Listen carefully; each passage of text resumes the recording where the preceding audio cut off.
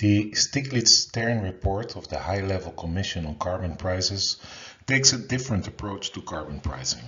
Instead of looking for an optimal carbon tax, the authors ask what carbon prices can be expected to be consistent with the Paris Agreement. As Aldi and colleagues point out, the Stiglitz-Stern report departs from the cost-benefit analysis approach to carbon pricing and instead can be considered a cost-efficiency approach to carbon pricing consistent with the Paris Agreement. The first conclusion of the Stiglitz-Stern report is that 85% of global emissions are not priced today, and about 3/4 of emissions that are covered by a carbon price are priced below $10 per ton of carbon dioxide equivalent. Worse yet, according to the International Energy Agency, total fossil fuel subsidies in 40 mostly developing countries reached $548 billion in 2013, or 5% of GDP and 25 to 30% of government revenues. Stern, Stiglitz and the High-Level Commission suggested a Paris-consistent carbon price corridor between $40 and $80 per ton of carbon dioxide equivalent, depending on the level of development of the country in question. So how did Stiglitz, Stern and the High-Level Commission arrive at their cost-effectiveness estimate to carbon pricing? On page 50, we can read that their estimate is based on evidence from industry, policy experience and relevant literature, but otherwise the report does not give a tremendous amount of detail on how these are combined into a final estimate. The report does cite other estimates by the International Energy Agency, according to whom a carbon price between $90 and $120 per ton in 2030 for some reason would lead to sufficient switching from fossil fuels to renewables to give a 2/3 chance of keeping warming below 2 degrees Celsius. The report describes that marginal abatement curves have been informative to estimate switching prices to renewables. Note that marginal abatement curves are often depicted with emission reductions on the x-axis. Here we see an estimate for such a marginal abatement curve, borrowed from Stern 2008, who in turn has it from a McKinsey report. The y-axis show a cost per ton of carbon reduced, and the x-axis the number of emissions that can potentially be saved with the measure. One striking feature is that the marginal abatement cost of the most left depicted emission saving measures are negative. For example, the introduction of insulation improvements is often both emission reducing and saving money over its expected lifetime. Together, these measures that save both emissions and money are known as the energy efficiency gap. This energy efficiency gap puzzle has a number of possible explanations. For example, there can be possible market imperfections on the credit market, or there can be imperfect information about some of these measures. Perhaps most importantly, the introduction of several of these measures are plagued by a mismatch of incentives. The typical example here is that renters and homeowners only see part of the benefits from their investment. Would the renter pay for insulation, the homeowner will benefit from increased property value, while the renter enjoys lower utility bills in case the homeowner pays. This slide shows marginal abatement cost curve estimates from Kisicki and Akins for the UK. The left figure is based on individual measures, whereas the right is based on model-based estimates.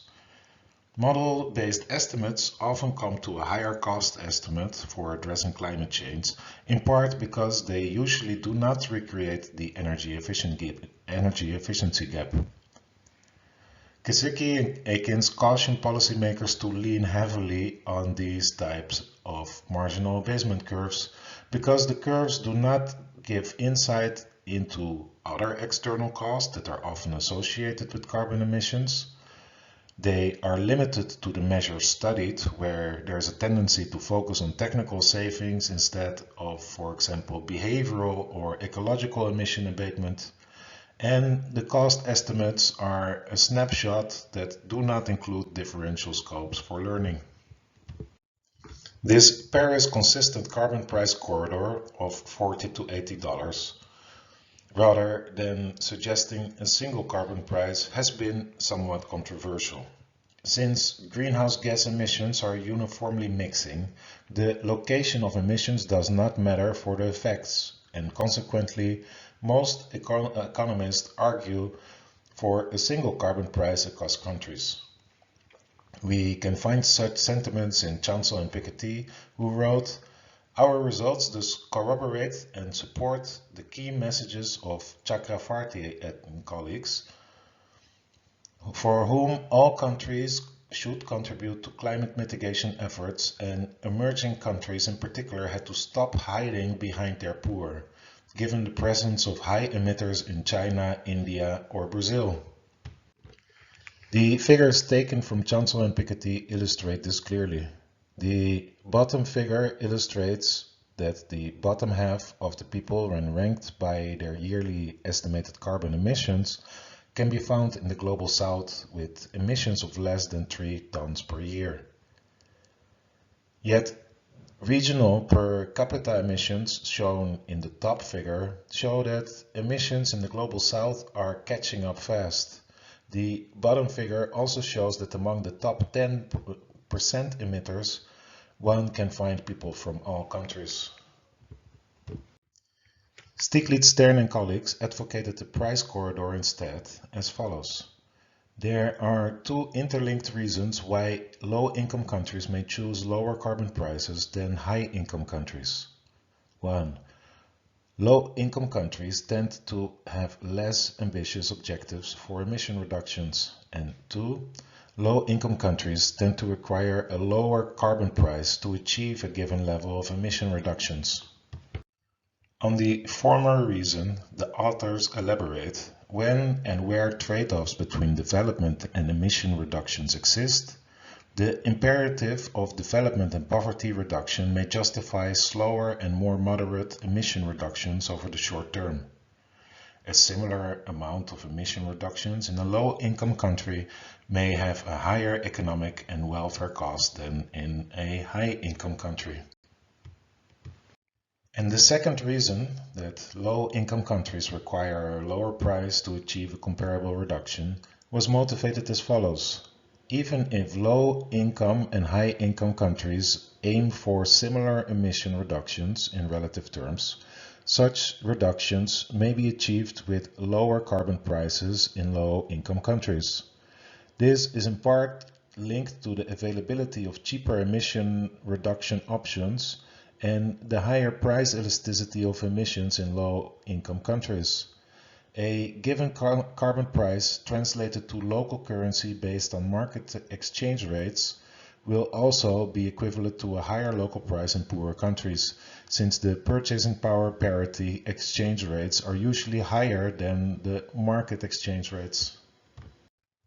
Which carbon price to choose? The current $50 estimate for the marginal social cost of carbon based on the cost-benefit analysis behind integrated assessment models, or the $80 estimate as cost-effective tax to adhere to the Paris Agreement. Aldi and colleagues argue for the former based on the warning that the anchor for the target consistent price is fundamentally political, not scientific, and therefore subject to arbitrary change.